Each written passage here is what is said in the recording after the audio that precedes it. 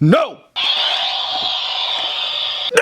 What's up, you guys? Articulation Prime here, doing another Marvel Select figure review on an older Marvel Select figure. I have to give a big thanks to Alfonso for making this review possible. Thanks for sending out this Marvel Select Gambit to me, man. And for those of you trying to pick up your Marvel Select figures, you can get them at Big Bad Toy Store. Big.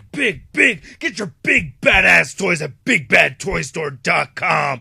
Click the link in the description below. I really like the figure a lot. There's some really cool accessories, and I do have some gripes about it, but for the most part, he is pretty fun to pose, and I think it looks really cool. So let's take a look at all the accessories, and then we'll take a closer look at Gambit. It's the same thing that came with the Storm Danger Room piece, except it doesn't have the flamey accessories and the buzzsaw thing that you could see that would get pegged into these little ports that are actually now filled in. And Gambit comes with 3 interchangeable right hands and 1 interchangeable left hand, which doesn't make any sense because it's the only left hand. But this left hand right here is for holding the staff, and this right hand right here is also for holding the staff.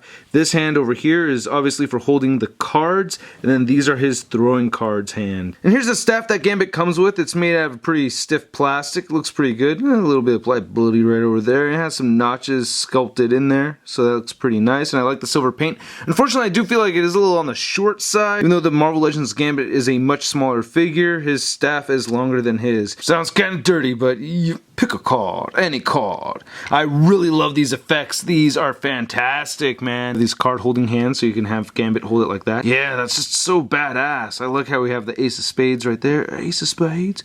And we get these 3 cards right here flying in the air with this effect. Just looks great. And then this one's my favorite out of the 3 card effects, where you can actually have this hand right here mushed right in there. So you can see there's a space for the fingers, so you can have it held by that hand, and I think that works out really well. I really think Diamond Select did a great job on this head sculpt. I really like how the hair is waving off to one side. I really think it looks like Remy LeBeau.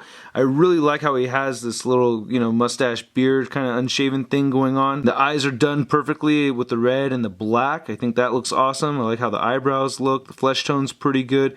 Very nice sculpt. I guess it's kind of just missed a little bit over there, but that's pretty nitpicky for the most part. I think that looks really awesome. And then the hair has some color variation in there as well. I'm especially impressed with the paint applications on his trench coat. I think the trench coat looks great, and this collar section looks really cool too. Nice silver paint apps, nice lines sculpted right over there by his collarbones and his neck.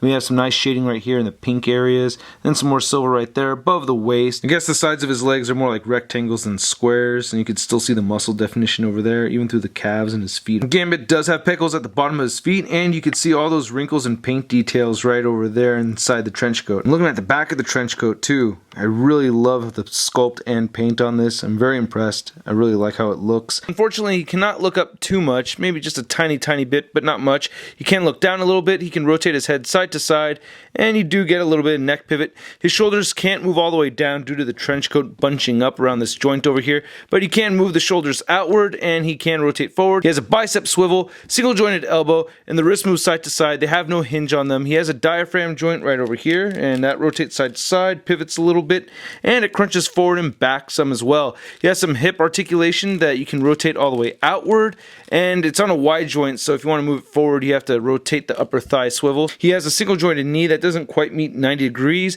and he has angles that move down and up. This is a Marvel Select figure, and it does stand over 7 inches tall. And here's Marvel Select Gambit compared to the Marvel Legends Series 4 Gambit. And here's Gambit compared to a couple other Marvel Select figures. And here's Gambit compared to the Marvel Legends Big Time Letdown Spider-Man. We really need a Marvel Select Rogue. Jim Lee style Marvel Select Rogue. That would be badass. Anyway, thanks again, Alfonso. I really like the figure. This is a great Marvel Select figure. If you happen to come across it, I totally recommend you get it. And I hope you guys liked my video. Hit the like button if you did. Leave a comment. Don't forget to subscribe. And please check out MarvelousNews.com for a full photo gallery and the latest STCC 2014 coverage that we're posting up over there. I'll catch you guys later. Peace.